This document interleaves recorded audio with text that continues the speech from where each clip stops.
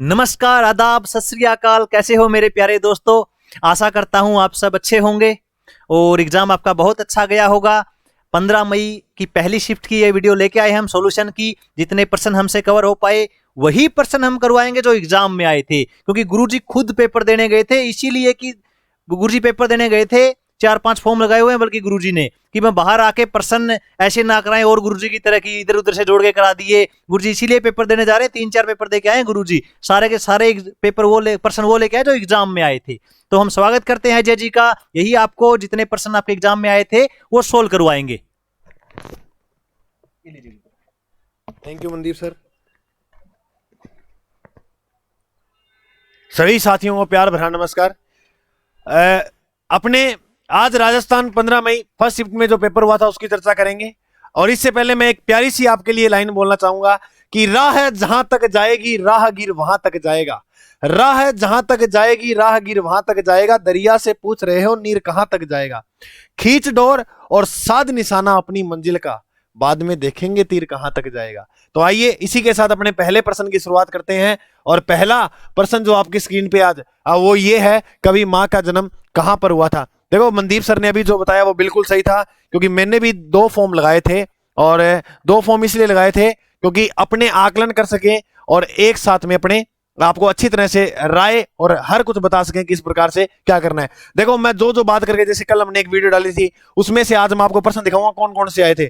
और कल जिनका पेपर है वो आज ये जरूर देखे जाना, अच्छी तरह से प्रश्न जरूर देखने को मिलेगा। कवि माँ का जन्म कहां पर हुआ था। देखो ये तो प्रश्न ही ऐसा था, ऑप्शन ही ऐसे थे, अपने वैसे निकाल देते। एक कालिदास का नाम दे रखा था और एक और दे रखा था। अब देखो कवि माँ का जो जन्म हुआ था वो राजस्थान के भीनमाल में हुआ था। कहां पर हुआ था मेरे भाई? भीनमाल। और जो राजस्थान में भीनमाल पड़ता है वो कौन से जिले के अंदर है? अब वो है जालोर जिले के अंदर। कौन से जिले के अंदर है मेरे भाई? जालोर जिले के अंदर। इसके बाद कवि माँ का जन्म, कवि माँ के ग्रंथ वगैरह आप थोड़ा सा अच्छी तरह से देख लेना, कल जिनका पेपर है। मेहरानगढ़ दुर्ग जो है वो किस जिले के अंदर है? तो ये प्रश्न आया हुआ था मेरे भाई। मेहरानगढ़ का जो किला है वो जोधपुर के अंदर है। कहां पर? जोधपुर में। जिसका निर्माण जो है वह 1469 में करवाया था राव जोधा ने। निर्माण किसने करवाया था? राव जोधा ने। अब बताया यह भी जाता है कि इस किले की जो नींव रखी थी वो रखी थी रिधि बाई ने। और रिधि बाई ये तो इनका बचपन का नाम था और बड़ी होकर ये क्या कहलाई? करणी माता। किस नाम से जानी गई? करणी माता। और इसमें जो जिंदा गाड़ा गया था वो राजा राम जी को गाड़ा गया था, ये बात भी रखना। नमदा कठेगा प्रसिद्ध ओ प्रश्न आएडो तो याद रखें। नमदा कठेगा वो तो नॉर्मल प्रश्न पढ़ना मिया टोंक के अंदर। नमदा कहां के फेमस है? टोंक के। आगे वाला जो प्रश्न आएगा आपकी स्क्रीन पे वो ये है चंवरीकर। देखो अपने पढ़ते नहीं थे एक किसान आंदोलन जिसका नाम था बिजोलिया। राजस्थान में सबसे पहले किस किसान आंदोलन की शुरुआत होती है? वो जो किसान आंदोलन था वो था बिजोलिया। बै से बिजोलिया, बै से भीलवाड़ा। कहां पड़ता है? भीलवाड़ा में। अब देखो चंवरीकर क्या था? यहां का जो ठाकुर था उसका नाम था कृष्ण सिंह। क्या नाम था? कृष्ण सिंह। और कृष्ण सिंह ने जो था चंवरीकर वो क्या था? किसी कोई गांव में किसान था, किसान की बेटी का जब विवाह होता था तो उस विवाह के अवसर पर ये क्या लेता था? 5 रुपए टैक्स के रूप में लेता था। वो क्या था? चंवरीकर। और याद रखना बिजोलिया में था तलवार बंधाई। ऐसे करते करते 84 प्रकार के इनके ऊपर टैक्स थे। और तो याद रखोगे आप, एक बिजोलिया में से ये भी आया था प्रश्न कि बिजोलिया के संबंध में सत्य कथन है। तो उसमें दे रखा था 36 कर लिए जाते थे। नहीं, कितने कर लिए जाते थे? 84 कर। कलराज मिश्र से संबंधित प्रश्न आया था। तो कलराज मिश्र जो है वो 3 बार जो है, ऐसे रखना देखो, 3 बार राज्यसभा के सदस्य रह चुके हैं और राज्यसभा, और इसके अलावा 1 बार जो है वो लोकसभा के सदस्य रह चुके हैं। इसके ऐसे ऑप्शन 4 दिए हुए थे और उसमें पूछना गलत निकालना था। और वर्तमान में किस पद पर है? राज्यपाल के पद पर है। ठीक है गुरुदेव। इसके बाद तांबा संबंधित प्रश्न आया। तो तांबा राजस्थान में सर्वाधिक कहां है? देख तो आप याद रखो, ये राजस्थान है और राजस्थान के अंदर कहां पर है? खेतड़ी में। और खेतड़ी कहां पड़ता है? खेतड़ी सिंगाड़ा झुंझुनू में। तो राजस्थान में एक तांबा से संबंधित प्रश्न आया था। और अंग अभ्यारण्य, देखो आप असम को नाम सुने? असम जिन्हें काजीरंगा पढ़ा। देखो काजीरंगा को कोई नहीं आया काजीरंगा कितने पढ़ के गए थे लेकिन काजीरंगा का पूछा नहीं। अब ये भी था ना, ये सुमेलित वाला आया था, तो ये जो जा रहा था ये 3 नंबर पे जा रहा था और ये इसका जाते ही ये प्रश्न हो रहा था, कोई दिक्कत वाली बात नहीं है। तो औरंग अभ्यारण्य कहां पर है? असम के अंदर। ठीक है, आगे देखो। नेक्स्ट जो प्रश्न है वो है गांधी जी का प्रथम आंदोलन। प्रश्न ये ऐसे आया था कि गांधी जी जब दक्षिण अफ्रीका से रंग भेद की नीति का दमन करके लौटे थे, उस समय गांधी जी का प्रथम आंदोलन भारत में कौन सा शुरू किया था? तो वो था चंपारण। चंपारण, चंपारण आंदोलन। और चंपारण कहां हुआ था? बिहार के अंदर। ये गुरुजी किसके लिए था? यहां नील की खेती होती थी, नील की खेती के संबंधित ये था, तो याद रखना। और राजस्थान में नील की खेती संबंधित कौन सा स्थान है? बयाना। और बयाना कहां पड़ता है? भरतपुर के अंदर। ठीक है, इसके अलावा बात करें, अच्छा बयाना से भी आज प्रश्न आया था शिफ्ट के अंदर एक, वो प्रश्न अच्छी तरह से याद, देखो इतने प्रश्न 150 थे, तो कुछ जितने 50-60 प्रश्न याद थे वो सारे लिख लिए। उसके अलावा वो रीजनिंग वाजनिंग सारी बात कर लेंगे जो होगी। मीराबाई चानू किस खेल से संबंध है? तो आप ये भी सभी जानते हो, वेट लिफ्टर, वेट लिफ्टर से, वेट लिफ्टिंग, वेट लिफ्टिंग से संबंधित है कौन? मीराबाई चानू जी। इसके अलावा हिमालय के हिमखंड, देखो ये प्रश्न मैं आपको करा रहा हूं मेरे हिसाब से, जैसे मैं करके आया हूं। ठीक है, बाकी आंसर की देखते हैं किस प्रकार से क्या आती है। इसमें दे रखे थे कि देखो, जैसे मैं आपको एक यूट्यूब पे भी डाली हुई है मैंने, जैसे मैंने आपको कराया था ट्रांस हिमालय 4 श्रेणियों में बैठा हुआ है। हिमालय की सबसे ऊपरी जो श्रेणी है उसका नाम है ट्रांस हिमालय। क्या नाम है? ट्रांस हिमालय। मेरे भाई ट्रांस हिमालय जो है उसका ये बीच वाला जो भाग था वो ऊंचा उठा हुआ है, और इस पे एक श्रेणी है जिसका नाम है काराकोरम। काराकोरम ऐसे पढ़ाता है। और काराकोरम के ऊपर एक चोटी है जिसका नाम है केटू या गोडविन आस्ट्रीन। ये पढ़ते हैं ना अपने? बिल्कुल पढ़ते हैं गुरुजी। इसके अलावा देखो, ट्रांस जो हिमालय था, ट्रांस हिमालय में अनेक प्रकार के यहाँ पर हिमखंड देखने को मिलते हैं। हिमखंड की ने बोला है बर्फ का पहाड़ों नहीं, बड़ा बड़ा भी ने बोला हिमखंड। तो वो कौन कौन से? देखो यहां पर था सियाचिन, सियाचिन। इसके अलावा बालटोरा, बालटोरा, हीस्फर, बियाफो। एक ही ऑप्शन में लास्ट चौथा ऑप्शन जो था उसमें ये दे रखा था सियाचिन पहले पे। बाकी ये जो सभी थे, कभी बालटोरा किसी में पहले पे दे रखा था, किसी पे इस पर दे रखा था, किस पे? बियाफो। तो बालटोरा, इस पर, सियाचिन, ये जो मैं तो ऐसे करके आया हूं, सियाचिन सबसे पहले वाले में करके आया, तो देख लेंगे अपने आंसर की में क्या उत्तर आता है। ठीक है, एक ये हो गया।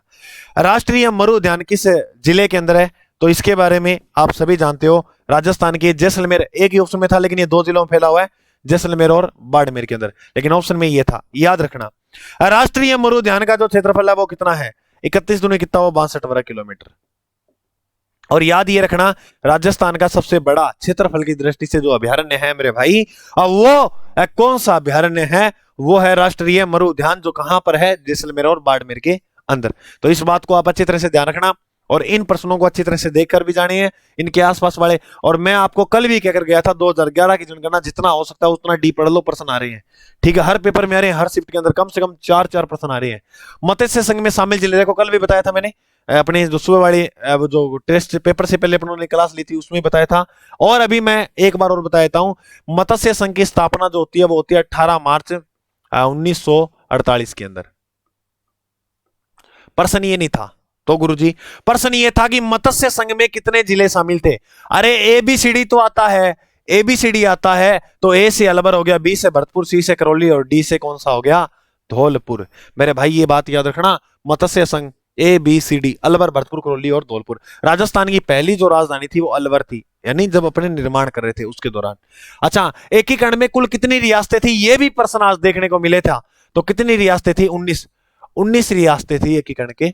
देखो जिसने पढ़ा था उसके लिए आसान है मेरे भाई, आपने कह नहीं सकते गुरुजी मेरिट में थे, मेरिट के बारे में क्या बोल उसको, मेरिट के बारे में जरूर जल्दी ही अभी निकालेंगे, टेंशन मत लेना। 16 को सारे पेपर हो जाए, उसके बारे में सारों बात कर ली, कौन कितो की है थाने, कोई कितो ही की कहेगी गुरुजी मारा 130 सही है 125 आवाई कौन लागे 130-25 मैं बता दूंगा कितना सही है 100 थे, खुद देख लियो। तो प्रसन्न जी साहब पूछ ला रहे। साधु सीताराम दास का संबंध पूछा था किस किसान आंदोलन से है? तो ये भी सभी जानते हो आप, बिजोलिया। बिजोलिया जो किसान आंदोलन था वो भीलवाड़ा के अंदर हुआ था, जिसमें जो सर्वप्रथम अध्यक्ष बनाए गए थे वो कौन थे? साधु सीताराम दास। उसके बाद जुड़े थे विजय सिंह पथिक, और उसके बाद तीसरे चरण में जुड़े थे जमनालाल बजाज, ये बात याद रखना। वीर विनोद की रचना किसने की थी? तो इसकी जो रचना की थी, ये प्रश्न आया हुआ था, ये कवि श्यामल दास ने। कवि श्यामल दास। और आपको याद ये बात रखनी है, कवि श्यामल दास के अनुसार इस ग्रंथ में ये बताया गया कि राजस्थान में 250 किले हैं। कितने किले हैं? 250। और सर्वाधिक जो किले हैं वो कहां पर है? जयपुर के अंदर, राजस्थान में। गुरुजी अगर भारत में सर्वाधिक किले पूछे कहां पर है, तो वो करना महाराष्ट्र। और 2 नंबर पे पूछे, क्योंकि 2 नंबर वाले प्रश्न आ रहे हैं ज्यादा, मध्य प्रदेश। 3 नंबर पे पूछे तो याद रखना राजस्थान। भारत में सर्वाधिक ज्यादा किला महाराष्ट्र में, 2 नंबर में मध्य प्रदेश, 3 नंबर में राजस्थान। याद रह जाओगे, ध्यान में रह जाओ गुरु जी। गुरु शिखर की ऊंचाई पूछी थी, देखो बिल्कुल ये भी सभी ने पढ़ी है, कोई दिक्कत वाली बात नहीं, ये भी हो गया प्रश्न। 1722 मीटर, लेकिन उसमें वो नहीं दिया 1727 वगैरह। लेकिन आपको बता दूं 5 मीटर का इसके ऊपर दत्तात्रेय का मंदिर बना है, जो पिछली बार कांस्टेबल में प्रश्न आया था। 5 मीटर को और जोड़ेंगे तो कितनी हो जाएगी कुल लंबाई? 1727 मीटर। रह जाएगा याद, कोई दिक्कत वाली बात नहीं है। ठीक है गुरु जी। देखो मेरे भाई, इसके बाद अपने आगे बात करें मरुस्थल के संबंध में कौन सा कथन सही है, प्रश्न आया था या गलत, जो भी आया अपने इसके बारे में सारा डिस्कस कर लेते हैं। उसमें ऑप्शन में दे रखा था, पता नहीं कितना 48% 38% मरुस्थल का विस्तार राजस्थान में। नहीं, मैंने कल भी आपको बताया था मरुस्थल का जो राजस्थान के अंदर विस्तार है वो लगभग कितना है? 61.11%। तो ये था, ये तो वैसे ही गलत हो गया मरुस्थल। अच्छा अब आ गया याद मेरे। ऐसे पूछे थे कि निम्न में से कौन सा सत्य कथन है मरुस्थल से संबंधित। उसमें 3 जिले दिए थे, एक तो दिया था बीकानेर, और एक दिया था जैसलमेर, और एक दिया था जोधपुर। ऐसे पूछा था क्या ये जिले मरुस्थल के अंदर आते हैं, एक तो ये प्रश्न था। और 3 ऑप्शन गलत दे रखे थे, तो इसका राइट उत्तर था ये पहले वाला ऑप्शन में था, पहले ऑप्शन में यही था। ठीक है। हाँ, इसके बाद बात करते हैं लाहौर अधिवेशन के अंदर। बहुत ही अच्छा प्रश्न था ये, बहुत ही खतरनाक प्रश्न था, लेकिन ये ऑप्शन के हिसाब से ही हो जाता प्रश्न। गुरुजी कैसे? देखो लाहौर अधिवेशन जो था, देखो जीके में तो आप जी मास्टर में जीके को, तो जीके में तो सारी बातें आप कर लेंगे, जिको जिको पेपर में मैं देख आया हूं। बाकी सब्जेक्ट है जी, रीजनिंग भी है, कंप्यूटर भी है, और करंट जीके जो भी है आप थोड़ी थोड़ी डिस्कस करके बी के बारे में भी थाने जानकारी दूंगा। लेकिन जीके के बारे में तो पूरा पोस्टमार्टम भी वास्तर कर लेना, क्योंकि जीके का मास्टर रेडा, तो भी मैं जो देखे आप वो थाना बता देगा, कोई दिक्कत वाली बात है। लाहौर अधिवेशन 31 दिसंबर 1929 के अंदर हुआ था। यहाँ पर पूर्ण स्वराज की घोषणा पत्र मांग हुई थी। पहला प्रश्न ऑप्शन में थे, ये था। ठीक है। दूसरा, इसमें अध्यक्ष कौन थे? चौथे ऑप्शन में गांधी जी रखा था, और पहले ऑप्शन में था जवाहरलाल नेहरू। तो लगभग बच्चे गांधी जी करके आएंगे। क्यों? लाहौर अधिवेशन का, यानी ये सारा अधिवेशन थे ये मानो कि गांधी जी द्वारा ही हो रहा है। नहीं, वो आपको कंफ्यूज, आपको गलत कराने के लिए, आपको फेल करने के लिए वो ऐसे दे रहा है। तब आपने चौथा चुना तो वो गलत था। तो गुरुजी अच्छा, रावी नदी के किनारे पहली बार क्या फहराया गया था? झंडा मध्य रात्रि को, ये भी आपको याद होगा। तो ये 3 ऑप्शन बिल्कुल राइट थे। और चौथा जो था, चौथा गुरुजी क्या था? चौथा था कि गांधी जी को अध्यक्ष बनाया गया था। किसको? गांधी जी को। तो ये था गलत। ठीक है मेरे भाई, ये बात याद रखना। पानीपत का द्वितीय युद्ध कब? देखो पानीपत का तीनों युद्ध की बात बताऊं थाना में, इन थोड़ा सा आप एक एडजस्ट कर दिया नहीं, फिर था तीनों युद्ध की बात बता दूंगा। देखो पानीपत का जो द्वितीय युद्ध था वो हुआ था 1556 के अंदर। ये 2 लोगों के मध्य हुआ था। यही प्रश्न आया था किस किसके मध्य हुआ। एक तरफ तो खड़ा था अकबर, और दूसरी तरफ कौन खड़ा था सेना लेकर? हेमू। जीत किसकी होती है? अकबर की। हार कौन जाता है? हेमू। गुरुजी पानीपत का प्रथम युद्ध, पानीपत स्थान हरियाणा में पड़ता है। पानीपत का प्रथम युद्ध हुआ था 1526 के अंदर। 1526 में ये भी 2 लोगों के मध्य हुआ। गुरुजी 2 कौन थे? एक तरफ सेना लेकर आया था बाबर, और एक तरफ जो सेना लेकर आया था वो आया था इब्राहिम लोदी। इब्राहिम लोदी। और इब्राहिम लोदी दिल्ली सल्तनत का पहला ऐसा राजा था जो युद्ध स्थल में मारा गया था। युद्ध स्थल में मारा गया। ग्वालियर के एक व्यक्ति और थे इनके साथ, वो भी मारे गए। बाबर की क्या हो जाती है? जीत। बात करा गुरुजी के बात करा, देखो बात करा तो क्वेश्चन नंबर 3, पानीपत का तीसरा युद्ध। पानीपत का तीसरा युद्ध, पानीपत का तीसरा जो युद्ध हुआ था वो हुआ था 1761 के अंदर। कब हुआ? 1761 में। इसमें जो थे वो मराठा की सेना गई थी, और अहमद शाह अब्दाली राजा था, और गंधार का, उन दोनों के मध्य हुआ था, जिसमें अहमद शाह अब्दाली की सेना जीत गई थी। और जब ये लौट रहे थे सूरजमल जाट ने इनको शरण दी थी। ये बात याद रखनी है। ठीक है। तो इसके बाद देखो, इसके अलावा 3 पॉइंट और याद रखते हैं गुरुजी। कौन कौन से?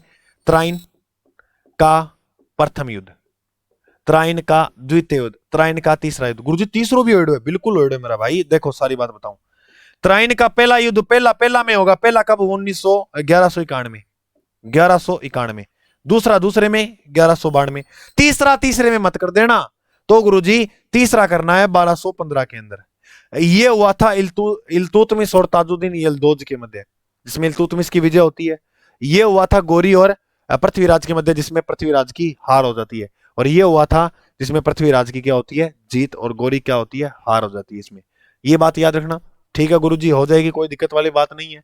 विस्फोट के कारण मृत्यु किसकी हुई थी? इसमें ऑप्शन इब्राहिम लोदी भी था और शेरशाह सूरी भी था। आप एक बात सभी जानते हो कि शेरशाह सूरी वैज्ञानिक बनाओ। शेरशाह सूरी के बचपन का नाम क्या था? फरीद। शेरशाह सूरी,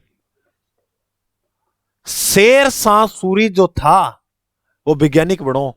एक आप ही बनाओ कोई आइटम सो अग्नि उग्नि अस्त्र, और बारूद इन ढेर पड़ो भी मैं गाल गाले के आप ही गुत भराओ तो वो इन हाथ में बाज गयो। और बाजते जी कई बार पटाखा के लिए आप खेलता हो नहीं तो हाथ में बाज जाए तो क्या हाल हो भी, तो वो क्या आसम खांसी होगी? वो कह दिया नहीं तो आसम खांसी होगी। किस शेरशाह सूरी। तो उक्का नामक अग्नि अस्त्र चलाते हुए, उक्का नामक था वो अग्नि अस्त्र, उक्का नामक अग्नि अस्त्र चलाते हुए इसकी क्या हो जाती है? मृत्यु। इसके बचपन का नाम था फरीद। मैं एक मुट्ठी भर बाजरे के लिए हिंदुस्तान की बादशाही खो बैठता, ये बात किसने बोली थी? शेरशाह सूरी ने। कौन से युद्ध में बोली थी? जो गिरी सुमेल का युद्ध होता है उसके अंदर ये बात बोलता है, 1544 के अंदर। सीसा जस्ता उत्पादन के अंदर देखो, सीसा जस्ता उत्पादन भी जावर के अंदर पढ़ना आपा जिन्हें देखो चांदी बनेगी और सीसा जस्ता एक जुड़वा खनिज है भी नहीं है, लेकिन ऑप्शन में कुछ अलग था गुरुजी। ऑप्शन में क्या था? रामपुरा अंगूचा था, रामपुरा अंगूचा, और नीमरा राई से लाइए था। रामपुरा अंगूचा कहां है गुरुजी? भीलवाड़ा के अंदर है। तो ये कुछ ऑप्शन में थे, तो ये बात मेरे भाई याद रखना। फिर प्रत्यार वंश से एक संबंधित प्रश्न आया था। देखो मैं आपको एक बात बताऊं, जैसे ये अपना भारत है, मैं थोड़ा सा अच्छी तरह से डिफाइन करता हूं इस बात को। देखो ये याद रखना, मैं जितना बता रहा हूं हो सकता है जैसे कल प्रश्न आए थे मैं बता के गया था, घूम फिर कर यहीं से प्रश्न उठा रहा है, तो आपका कल लास्ट पेपर है, जल्दबाजी मत करें, आराम से। ठीक है, ये देखो क्या गुरु जी पढ़ तो आवश्यकता नहीं थे, देख लियो, और देखे एक दो जिको तन लागे नॉर्मल बात चीज देख लियो थोड़ी सी देखो। ओ भारत हो गया अपनो। अब देखो एक बात, भारत में 8 एक रियासती भी रियासत को नाम हो कन्नौज, और कन्नौज पर एक वंश राज करा था वर्धन वंश। उस वर्धन वंश का अंतिम राजा था जिसका नाम था हर्षवर्धन। हर्षवर्धन, हर्षवर्धन। इधर एक वंश राज कर रहा था इस एरिया में जिसका नाम था पाल वंश, और इधर एक वंश राज कर रहा था इस एरिया के अंदर, इस ये जो वेटल है ना, ये महाराष्ट्र के आसपास वाला, यहां पर एक वंश राज कर रहा था जिसका नाम था राष्ट्रकूट। और इधर गुजरात और ये राजस्थान, ये वाला जो एरिया था, यहां पर एक राज कर रहा था जिसका नाम था प्रतिहार वंश। प्रतिहार वंश राजस्थान का सबसे सर्वश्रेष्ठ राजवंश किसे माना गया है? प्रतिहार वंश को। देखो मैं आपको बताता हूं, इसके कन्नौज में हर्षवर्धन की मृत्यु हो जाती है समथिंग 600 लगभग 41-42 के अंदर इनकी मृत्यु हो जाती है। अब बताते हैं 604 में गद्दी पर बैठा था और 646 समथिंग है, थोड़ा देख लेना, ठीक है। अब देखो हर्षवर्धन की जैसे ही मृत्यु हुई, हर्षवर्धन की मृत्यु होते ही इन तीनों के बीच में कन्नौज की गद्दी के लिए त्रिपक्षीय संघर्ष चलता है इन तीनों के मध्य, और बताया यह जाता है इन दोनों को पछाड़ दिया था प्रतिहारों ने। पछाड़कर इनकी क्या होती है? विजय। ये गटियाला शिलालेख में भी जानकारी मिलती है अपने को। और बताते हैं प्रतिहार वंश की जैसे जीत हुई तो इन्होंने अपना जो एरिया था वो यहां इसमें शुरू कर दिया था। इससे पहले 2 दिन पहले शायद फर्स्ट शिफ्ट में सेकंड में प्रश्न ये और था, कन्नौज पर अधिकार किन्होंने किया था? तो कन्नौज पर अधिकार करने वाले भी कौन थे? प्रतिहार थे। कौन थे? प्रतिहार। अरे वो ऑप्शन में जानबूझकर चौहान देगा। चौहानों ने कहा उत्तर भारत पे अधिकार इस समय में, यानी जो प्रतिहारों का समय था तब चौहानों ने कहा उत्तर भारत पे अधिकार किया। नॉर्मल छोटे छोटे राजा हुए थे। हम मानते हैं कि विग्रह राज ने एक बार दिल्ली को अपनी राजधानी बनाया था, तो विग्रह राज की बात तो आगे की आगे है नहीं, तो सेम बाई कहानी है। राजस्थान की साक्षरता दर पुछड़ी बिल्कुल तना में कराईडी भी है, कोई दिक्कत वाली बात है कोनी। राजस्थान की साक्षरता दर है 66.1%। तो ये बात याद रखनी है, बिल्कुल रह जाएगी आपको। और साक्षरता में पुरुष, ये भी कल देखो बताया गया था, मैं मेल और फीमेल ऐसे लिखा था ना मैंने। हाँ मेल में अरे 52 गज का दामन, 52 किसकी है? महिलाओं की। 80 किलो का भाला कौन फेंकेगा? पुरुष। 79.2 किसकी है, इतना अच्छी तरह से बता के गया था, फिर गलत करोगे तो करोगे। आगे देखो, दादू दयाल का संबंध। देखो दादू दयाल में पता नहीं, एक पहला तो ऑप्शन था फलानी जगह इनकी पीठ है, तो वो तो गलत था। अच्छा, इन्होंने अंतिम जो समय वो नारायणा में बताया, हाँ ये था काम का प्रश्न, नारायणा। एक मिनट, नारायणा, बिल्कुल नारायणा में इन्होंने अपना अंतिम समय बताया था, और ये कहां पर है, जयपुर के अंदर। दादू दयाल से संबंधित प्रश्न आया था, बिल्कुल आया था। एसटी की जनसंख्या पूछी थी कितने लाख है, तो देखो ये प्रश्न वैसे होता, अब अपने को इतना आया था 13, अब इन्हें कौन पढ़ा 3 लाख है, कौन पढ़ा, लेकिन वो पढ़ रहा क्यों, वो भी पढ़ रहा क्यों, 17% समथिंग एससी की पढ़ रखी आप। अभी उनकी निकाला तो भारत की जो कि 2011 के अनुसार 1.21 अरब पढ़ना जी साबू, तो 20 साबू आपा ई पर्सन ने निकाल सका 92.3 लाख। ठीक है, 3 38 38 इस तरह से आंकड़ा जाएगा, तो याद रखना 92 लाख समथिंग थी। ओके गुरुजी, जगत में किस देवी का मंदिर है, तो जगत पड़ता है स्थान उदयपुर के अंदर। कहां पड़ता है, उदयपुर में। और इस जगत के अंदर जो मंदिर बना है, मंदिर वो बना है अंबिका माता का। किसका मंदिर बना है, अंबिका माता का। अब देखो मैं सुबह यूट्यूब वालों को यही देख रहा था, मैं प्रश्न किसा कलाम में तो बाद में करांगा, तो उन्होंने ऐसे लिख रखे थे करनी माता रोप वे कहाँ किससे संबंधित है। अरे ये प्रश्न नहीं आए तो ऐसे बच्चों को थोड़ा सा अच्छा नहीं लगता। करनी माता रोप वे राजस्थान में 3 लागड़ है, पहलो भीनमाल लागड़ जालोर में, और दूसरो पिछोला झील करनी माता मंदिर, तीसरो पुष्कर अजमेर में सावित्री माता मंदिर। आए नहीं तो कैसे बता दें प्रश्न। तो ये देखो, जगत अंबिका माता का मंदिर है उदयपुर के अंदर, तो ये अंबिका माता ऑप्शन में था, और ऊपर से जगत का संबंध किस देवी से है, अंबिका माता से। ठीक है, इसके बाद देखो राजस्थान क्षेत्रफल का सबसे बड़ा जिला, ये नॉर्मल था, ये सभी बच्चों ने किया था, कोई दिक्कत वाली बात नहीं है। बाकी मेरे भाई एक मैं आपको बात बताता हूं, देखो मेरिट इतनी ज्यादा नहीं जाएगी, वास्तव में मैंने 2 पेपर दिए, मेरे को खुद पता लगा कि वास्तव में मैं तो भरना ही फार्म 6-7 आ जी साहब 2 दिया, किसी एक ना एक में ताबा बैठती गाड़ी, क्योंकि पेपर ऐसा असमकालीन, मेरे तो 2 पेपर ही सताबा लगे जी का, ऐसा प्रश्न देखने मिला। मेरिट कौन जा ज्यादा, मैं थान बता दूं, लगभग जो मेरा भाई 100, अब जो SC ST का है वो ज्यादा नहीं, 95 96 यहां तक जा रहा है, तो सेफ स्कोर में कोई दिक्कत वाली, कम भी हो जाएगी कोई दिक्कत वाली, इससे कम भी हो सकते हैं, SC ST के इतने ज्यादा नहीं है ना।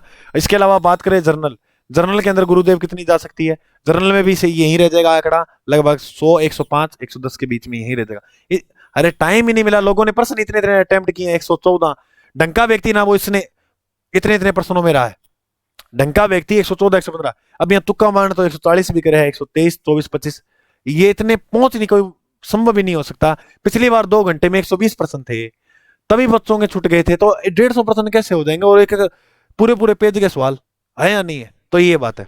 आगे देखो, BSF व KVIC ये करंट जी का प्रश्न था, खादी ग्राम उद्योग, इसका मतलब ये खादी ग्राम उद्योग मिलकर प्रोजेक्ट बोर्ड चलाया, इसका उद्देश्य क्या है, तो इसका उद्देश्य है वृक्षारोपण से, वृक्षारोपण से।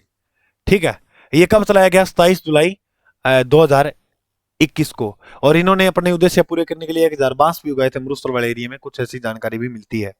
अच्छा, ये प्रश्न आया था, ये मैंने बहुत बार करवाया आपको, सिखों का देखो मैंने आपको हिंदुओं का क्षेत्र प्रतिशत भी बताया, सिखों का बताया, जैन का भी बताया, सारे बताया, आगे वाले में जैन का याद रखना 1.27% रख लेना, याद रखने में क्या जाता है, देख लेना थोड़ा।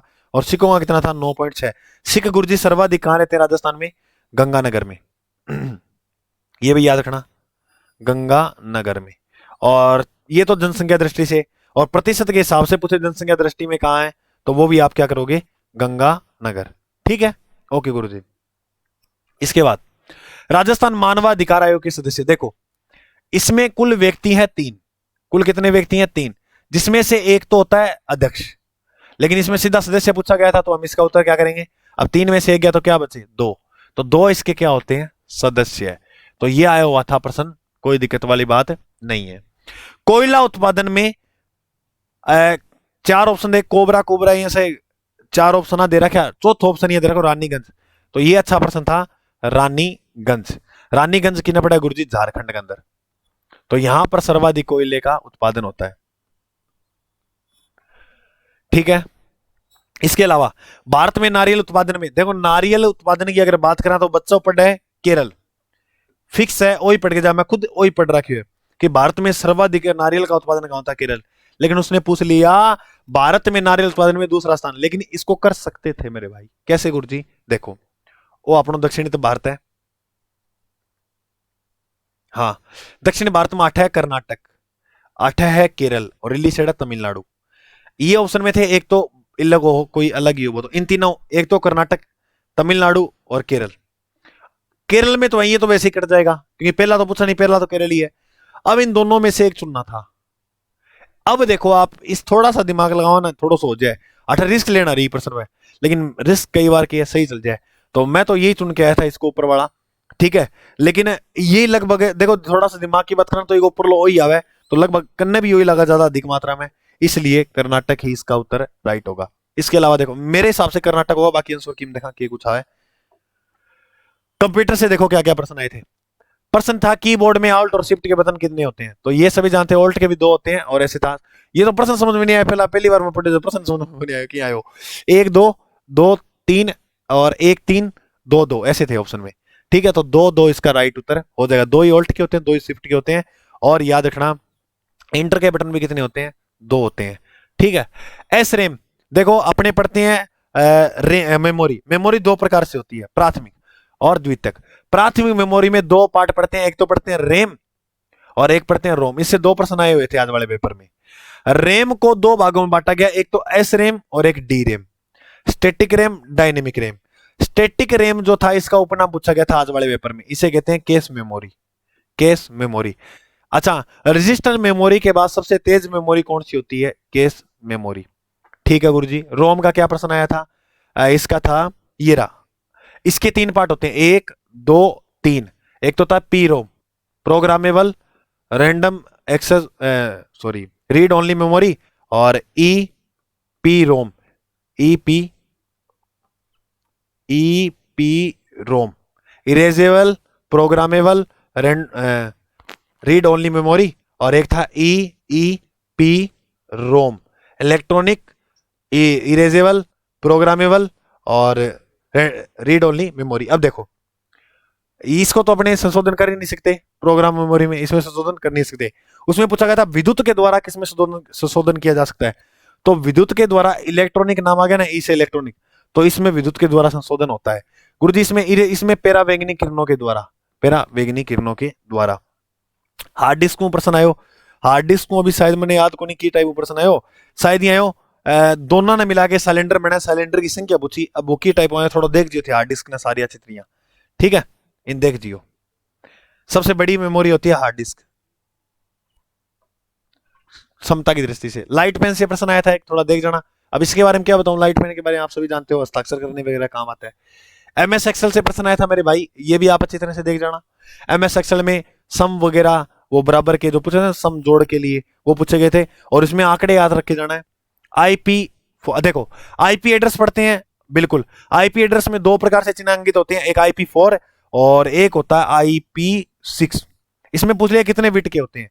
देखो मेरे भाई, ये तो होता है 32 बिट का, और ये होता है 128 बिट का। तो ये दोनों प्रश्न याद रखना, आगे आ सकते हैं। हाँ, इसके अलावा प्रोजेक्टर वाला देखो, मैं कल बहुत बार चर्चा करके गया था प्रोजेक्टर की। प्रोजेक्टर की मैं चर्चा जब करके गया था, प्रोजेक्टर की जब करके चर्चा गया था, तो आज प्रश्न देखने को मिला। यानी अधिक लोगों को एक साथ दिखाने के लिए किसका प्रयोग किया था, ये कल बात भी करके गया था मैं, और वो प्रोजेक्टर इसका राइट उत्तर होगा। और ये एक बात और ये रखना, यह एक सॉफ्ट कॉपी आउटपुट डिवाइस है। Output device, soft copy output device 3 थे, प्रोजेक्टर, स्पीकर और मॉनिटर। इसके अलावा, ठीक है, और मैं आपको एक बात और बताऊं कि रीजनिंग में क्या क्या प्रश्न बार बार पूछे जा रहे थे। रीजनिंग देखो, कथन निष्कर्ष के तो प्रश्न आ ही रहे हैं, कन्फर्म है, ये तो अपने को देखना है। एक बार थोड़ा सा बताता हूं कौन कौन से अच्छी तरह से देख लेना। वेन डायग्राम, वेन आरेख, ये थोड़ा अच्छी तरह से देख जाना। रक्त संबंध से प्रश्न पढ़ रहे हैं, रक्त संबंध जरूर देख जाना, कोई दिक्कत वाली बात नहीं है। तीसरा, वेन आरेख से आ रहे हैं, रक्त संबंध से आ रहे हैं। इसके अलावा दिशा से भी प्रश्न आए हैं। इसके अलावा गुरुजी, मैं मेन में लिख रहा हूं, बाकी प्रश्न तो उठाए हैं। अच्छा, एक प्रश्न वो बहुत पूछ रहा है, हर बार आया है गुरुजी क्या, यानी किसी व्यक्ति को किसी विभाग के अंदर ज्वाइनिंग लेनी है तो उसको इतने परसेंट चाहिए, वो किस प्रकार से, वो थोड़ा सा देख लेना। 2-2 प्रश्न आ रहे हैं कोडिंग। हाँ, और देखो अल्फाबेट के आ रहे हैं प्रश्न है, और इसके अलावा है coding D coding, coding D coding, और पूर्वानुमान के भी आप थोड़े देख जाना।